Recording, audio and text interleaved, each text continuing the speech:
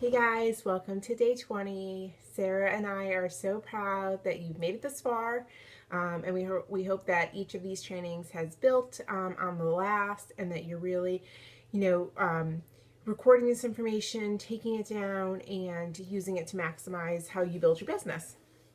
What I wanted to talk with you about today are the 7 key essentials for how to develop a successful business.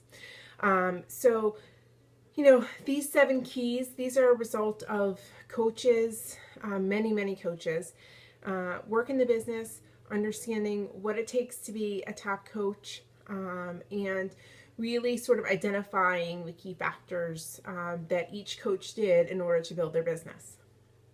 All right, so I want you to get a pen and a paper. I want you to be able to write these down.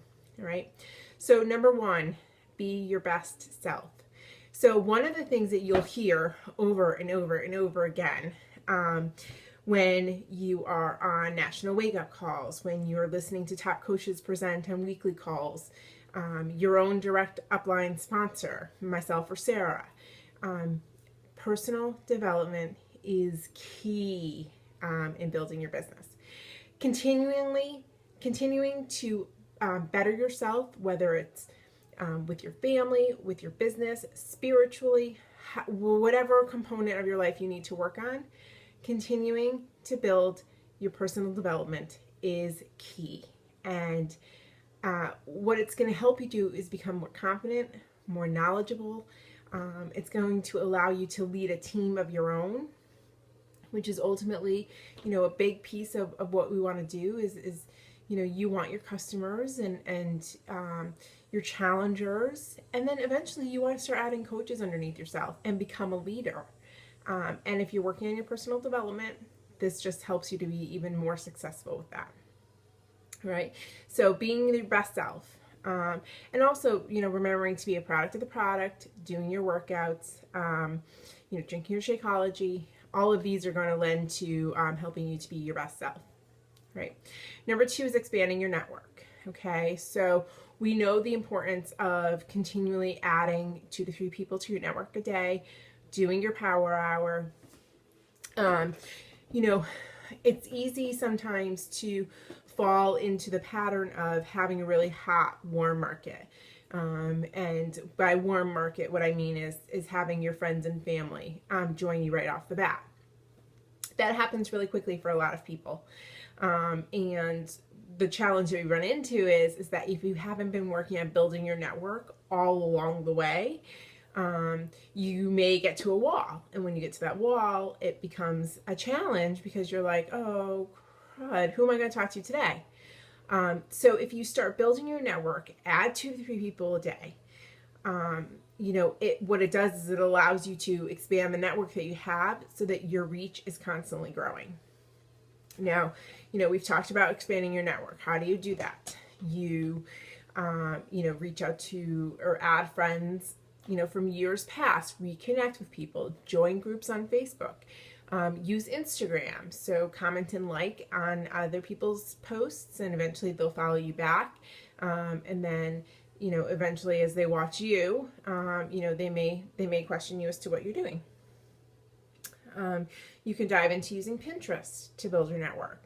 So there's a variety of different ways to build your network.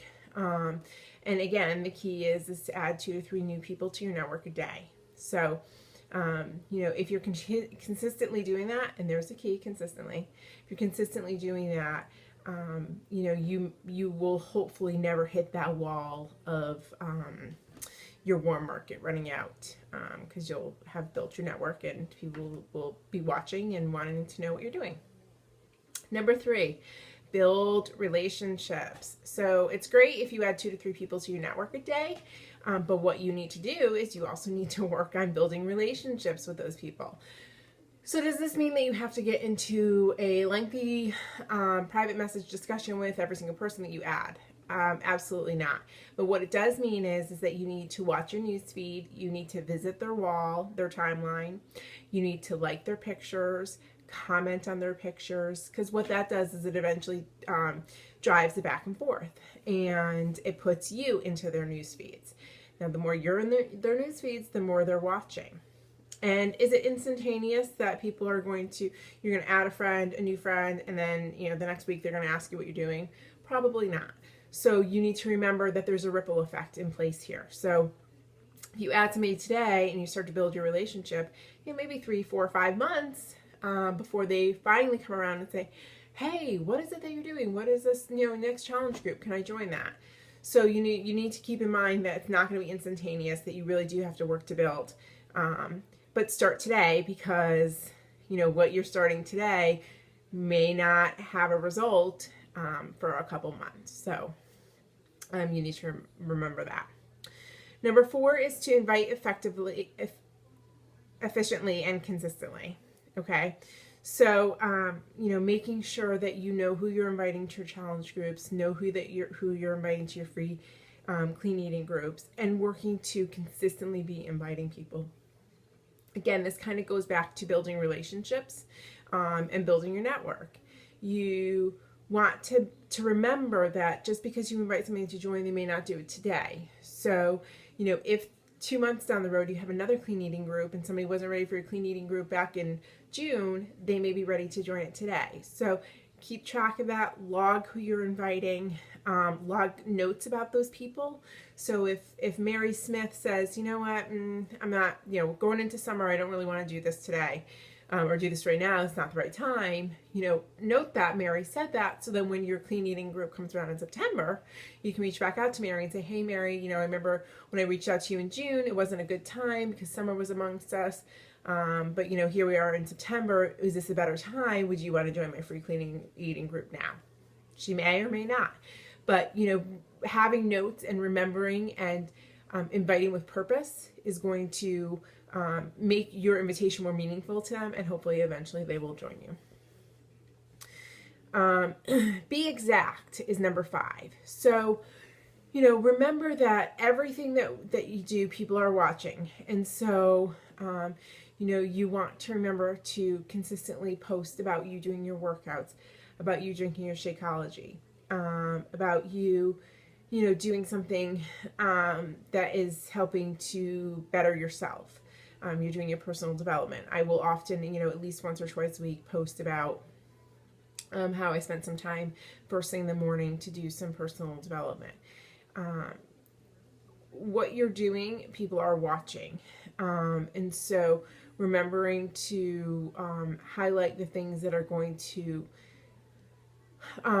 remind them that you're like them is really important. So consistently doing that and being sure that each post has meaning is really important. There's no sense in posting just to post if you're not putting some thought into it and making sure that there's going to be value for somebody who sees that. Okay, that's really important, and making sure that each post provides some kind of value to the people who are watching you. Number 6. Empower and convert. So, if you were originally a challenger and then you became a coach, at some point along that journey, you felt empowered, like, hey, I could potentially share my story and inspire other people. Every single one of us has that within us.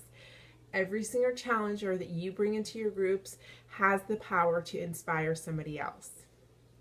And we need to remind our challengers of that. We need them to know that. I think that each of us kind of feels like, oh, I'm nothing special. Nobody's going to think that what I have to share is important. And I think that couldn't be any farther from the truth. Every single challenger has a story, and there are people out there who can relate to that story. So I think we need to remind our challengers of that.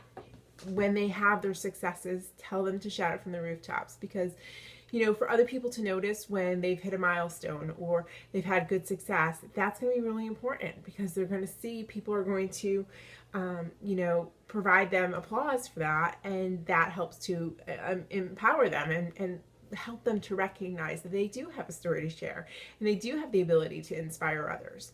So letting each of our challengers know that they have the ability to do that, and then working to convert them to coaches is definitely number 6.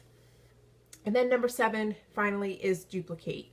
So, you know, what we don't like to just throw our coaches out there to the wolves. I mean, that's why we've done this 21-day coach training. There are so many building blocks to building this business, and each coach needs to be exposed to those. So making sure that, you know, when you bring on a new coach, you do a get starting right call with them. You get them loaded up into the Inspiration Nation website. You enroll them in one of the live coach trainings. You know, each of these things, each of these pieces build off of each other, and that sets your coach up for success. So making sure that you're taking the time to do that is extremely important. You know how overwhelming, or we know how overwhelming all of this has been. It can be. And so, you know, maximizing the tools that are out there is going to be extremely important. So, you know, as you build your business, as you bring on new coaches, make sure that they are given the same tools and resources that you were given, so that they can, just like you, get started right, and start building their business right from the get-go.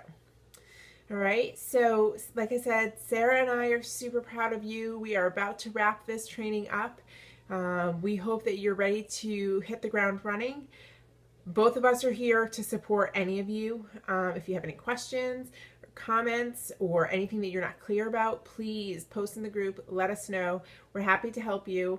And we are super, super excited to watch you as you build your business. All right. Thanks. Have a great day. Bye.